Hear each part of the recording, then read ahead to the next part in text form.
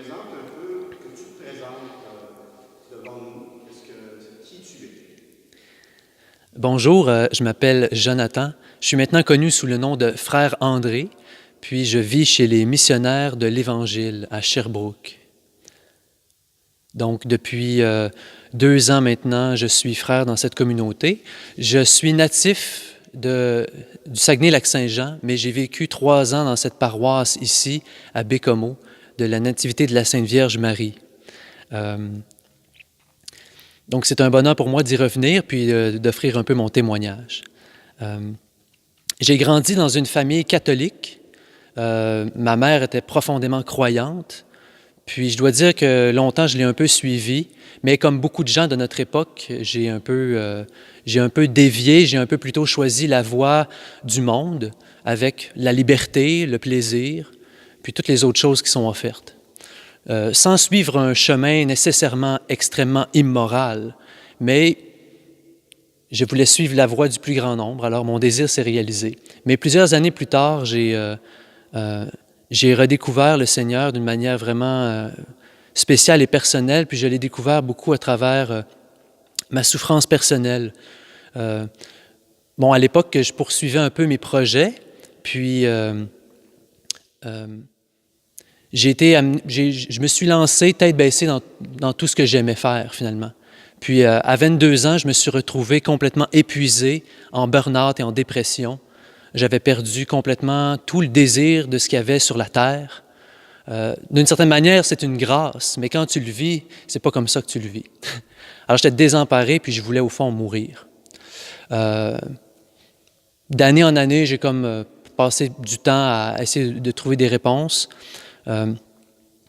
Puis j'ai finalement retrouvé le chemin de Dieu. Ça a été un moment où, sans tout comprendre, je sentais qu'il y avait plus de vérité du côté de l'Église. Je me suis rendu compte que les chrétiens que je connaissais goûtaient un bonheur profond que moi, je n'avais pas trouvé dans ma vie superficielle.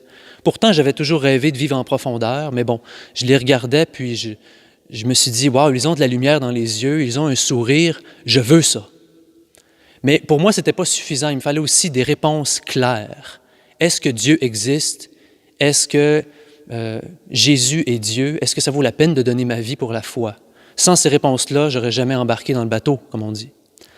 Donc, j'ai rencontré les frères missionnaires de l'Évangile et au début, j'étais plutôt farouche à leur parler parce que je me disais, d'un côté, j'étais curieux, je me disais peut-être qu'eux pourraient répondre à toutes mes questions. Je sentais qu'il y avait comme une égalité entre nous qui nous aurait permis de bien communiquer. Mais de l'autre côté, je me disais, mais s'ils connaissent la vérité, je ne veux pas la connaître. Je ne veux pas changer de vie. Donc, je m'enlisais un peu dans mon malheur. Mais j'ai fini par mieux les connaître et j'ai passé 1 an avec eux à étudier la foi chrétienne. Peux-tu nous parler justement des missionnaires de l'Évangile? Qui sont les missionnaires de l'Évangile? Donc, les missionnaires de l'Évangile, c'est une nouvelle communauté qui est née tout récemment. C'était en janvier 2015. C'était l'idée un peu folle de 5 hommes qui voulaient vraiment vivre la vie religieuse à plein, puis qui ne trouvaient pas vraiment d'endroit où ils pouvaient la vivre. Donc, ils se sont alliés ensemble, se sont dit, nous aimerions vivre le rêve de Saint Dominique, prêcher l'Évangile, étudier, vivre dans l'amitié, avoir tout en commun. Bon, c'est un peu aussi l'idéal de la vie religieuse, tout simplement. Donc, par un ami, ils ont pu connaître l'évêque de Sherbrooke, qui les a accueillis et invités dans son diocèse. Et donc, ça a commencé ce fameux janvier 2015, où je les ai moi-même connus quand ils sont arrivés. Est-ce que vous avez un site où il faut aller voir? Oui, on a un site Internet, c'est les missionnaires de l'Évangile.ca. En tout cas, j'espère. Il me semble que c'est ça. Puis, mais le meilleur moyen, c'est toujours de venir de nous côtoyer, de nous connaître simplement. Moi, personnellement, je les ai connus davantage à force de venir les voir régulièrement, de les côtoyer pendant 1 an aussi dans une école de foi qui fait partie de notre mission qu'on se donne. Donc, à chaque année, quand on réunit un nombre suffisant de jeunes hommes, bien, on les installe dans une maison à proximité de chez nous, puis on leur donne des cours, on passe du temps avec eux, on fait toutes sortes d'activités en plein air ou liturgiques. Donc, c'est comme une école de vie chrétienne complète. Tu avais parlé de mission. Qu'est-ce que tu veux dire par la mission? La mission, c'est une mission, je dois dire, au début, on peut trouver ça un peu drôle, mais la mission, c'est la prédication. Donc, pour les moines font ce qu'on appelle le travail et la prière. Ça, c'est leur mission. Mais pour nous, notre travail, c'est pas le travail comme manuel, faire du vin ou d'autres choses comme ça, mais c'est la prédication. Donc, ça inclut l'étude. Donc, on se prépare à rencontrer les gens, on apprend, on étudie la théologie, la philosophie, on apprend à connaître Dieu, à pouvoir défendre les idées, les vérités de la foi, mieux les connaître, répondre aux objections. Ça nous aide à bien en parler. C'est assez drôle de dire que la prédication est un travail. Moi, au début, j'avais un peu de mal avec ça, parce que ça a l'air un peu fainéant de parler. Mais on se rend compte que dans l'Église, c'est un besoin de connaître la vérité, de la transmettre intégralement sans enlever ce qui ne nous plaît pas ou sans l'adoucir des fois à l'extrême où ça devient tellement dilué que ce n'est plus le langage de la foi. Alors, ça prend l'audace et la charité, bien sûr. Il ne s'agit pas juste de garrocher un bio dans quelqu'un. Tout à l'heure, tu nous as dit que tu avais 28 ans. Pour un jeune homme de 28 ans en 2018, comment c'est d'annoncer l'Évangile aujourd'hui? Annoncer l'Évangile aujourd'hui, bon, c'est vrai que il y a des difficultés. Il faut pas se le cacher. On est dans un monde qui... C'est pas le même atmosphère que quand Jésus est venu sur la terre, là. Quand Jésus est venu, les gens attendaient un Messie. Ils attendaient qu'on leur parle de Dieu. Aujourd'hui, les gens, ils sont très réticents au message chrétien.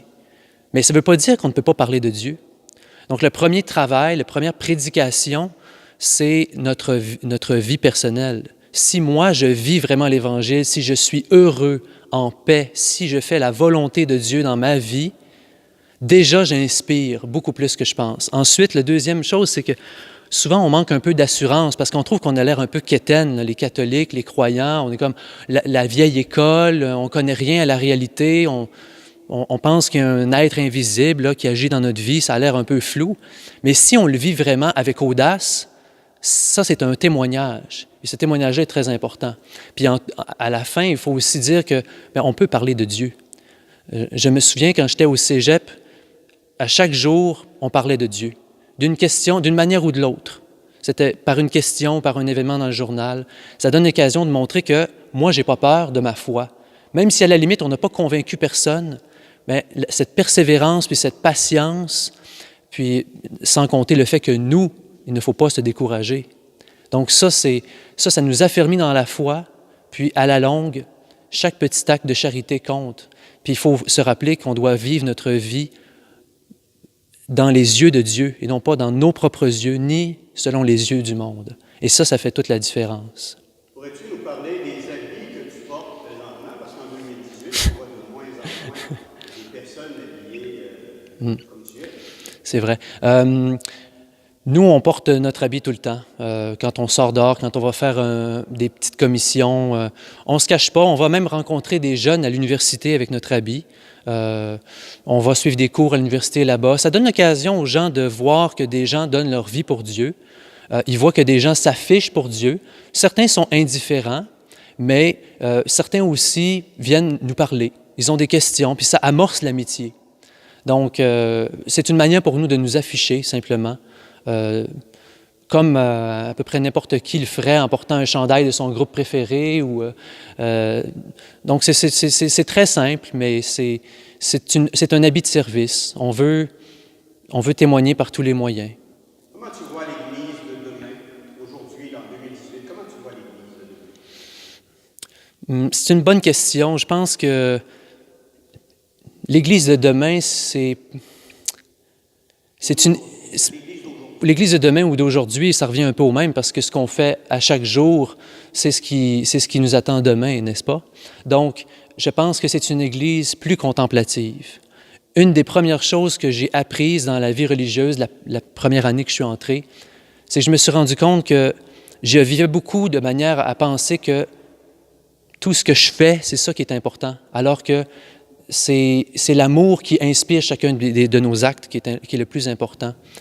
Je me disais toujours, ouais, mais là, je suis ici en train de lire la Bible, je ne suis pas en train de parler à quelqu'un dans la rue puis de le convertir, de lui apporter la lumière de la foi, mais pour Dieu, ce n'est pas ça qui compte. Il veut que notre relation avec lui soit enracinée profondément avant de nous envoyer en mission. Et ça aussi, c'est ça aussi évangéliser, c'est être contemplatif, c'est voir que notre vie ne se mesure pas à... Notre profonde vie ne se mesure pas aux actes qu'on pose. Nos échecs ou nos réussites, ni l'un ni l'autre ne sont des preuves de notre foi, mais ils nous servent, ils nous aident à nous rapprocher de Dieu constamment. Combien vous êtes maintenant dans votre communauté? On est 6 frères. Dans notre communauté, il y a un prêtre. Peut-être bientôt, deux de nos frères seront ordonnés, soit cette année ou l'an prochain, en tout cas on l'espère. Puis les autres sont en chemin pour devenir prêtres. Mais il y a place aussi dans notre communauté à des frères qui voudraient simplement vivre la vie religieuse en faisant des choses peut-être plus simples, en étant aussi actifs dans l'évangélisation, mais sans être prêtres. Ouais. Donc, pour l'Église d'aujourd'hui, tu vois du changement? Du changement. C'est sûr que, bon, on parle un peu du thème là, du diocèse de Bécomo là, de cette année, avance au large. Je pense que ça va un peu dans cette ligne-là de dire il faut non seulement qu'on laisse la place aux jeunes, mais il faut qu'on leur fasse vraiment confiance, qu'on leur demande d'être vraiment des leaders, puis qu'on aille à leur rencontre, qu'on veuille connaître leurs désirs, qu'on veuille approfondir ça. Je pense que, au fond, il faut faire de nouveaux chrétiens. Il faut donner naissance à des enfants. C'est comme une famille. Je veux dire, si une famille doit avoir des enfants pour continuer dans le temps, alors c'est la même chose pour l'Église. Alors si on perd de vue cette chose-là, bien, l'Église de demain va mourir tranquillement.